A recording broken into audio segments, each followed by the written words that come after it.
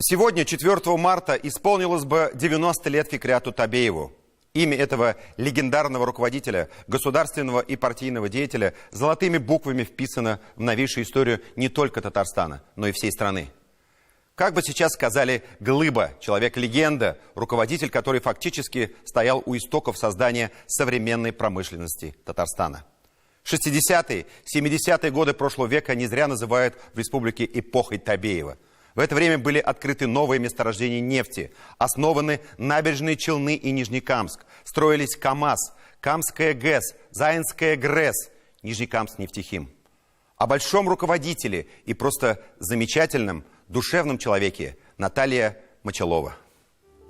Это сегодня КАМАЗ – символ набережных Челнов и один из главных брендов всего Татарстана. Но мало кто знает, что знаменитого завода на Каме вообще могло не быть. В том смысле, что первоначально автогигант планировали построить в Красноярском крае. И самое удивительное – судьбу КАМАЗа решила партия. Не коммунистическая, партия в домино. Меня пригласили в Белоруссию на празднование 40-летия республики. А Брежнев Леонид Ильич говорит: поедем вместе в моем вагоне. Мы немножко играли в домино. Я тогда Леонид Ильичу говорю: Леонид Ильич, там камень набей в этом городе Красноярском крае. Я говорю: за 20 лет в первую очередь никто вам не построит. А что ты хочешь? Я говорю: я хочу, чтобы мы за 5 лет можем построить в первую очередь. Эти годы строительства одного из крупнейших объектов нашей страны КАМАЗа, замечательно потрудились рабочие строители, монтажники и автомобилестроители. Где и как формировался характер этого незаурядного руководителя?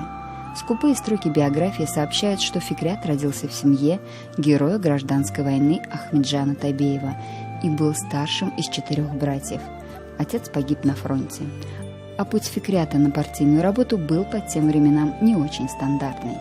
Фактически он шагнул в партийные лидеры из науки и оставался руководителем советской Татарии почти 20 лет. Высокообразованный, молодой, статный, 32-летний, самый молодой в стране первый секретарь обкома партии Фикрят Табеев.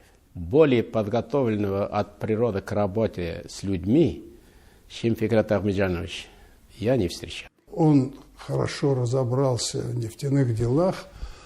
Вот мне пришлось почувствовать, когда стоял вопрос, как будет развиваться нефтяная промышленность Татарстана. Мы никогда себе до этого не представляли, что Татарстан будет добывать 100 миллионов. Татария стала школой кадров нефтяников Советского Союза. Я назвал это второе нашествие татар на Москву. Там все наши были из Татарии, которые впоследствии руководили развитием нефтяной промышленности Советского Союза.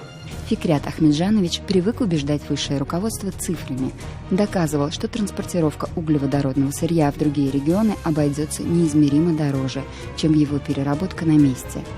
Так на карте Татарстана возник еще один промышленный гигант – Нижнекамск нефтехим, и нефтяная отрасль получила новый импульс в развитии.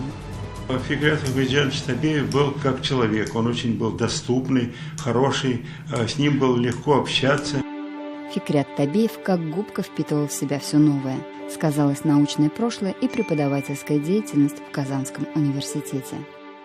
Широта, подход и стремление не бояться сильных людей вокруг, и стремление работать с молодежью. Он очень трепетно относился к Казанскому авиационному институту. Почему? Потому что ему пришлось по совместительству преподавать. И был такой эпизод. Идет демонстрация. Вдруг студенты Казанского авиационного института останавливаются и кричат: «Табеев, Табеев, вернись!» Фикрят Ахмеджанович часто говорил, что он полюбил сельское хозяйство. Услышать такое от историка-филолога казалось бы странно. Но этого потребовали интересы населения республики. Надо было накормить досыта людей хлебом насущным. И эта задача при нем была решена. Не было колхоза, где бы я не был. Не было предприятия, где бы я десятки раз с тобой не был. Мне говорили: все. Ну как же, в магазинах, говорят, мяса нет.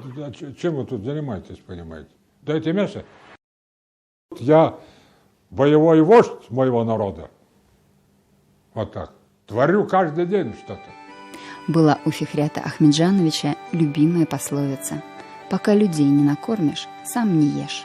Наталья Мочелова и Андрей Мохов, 7 дней.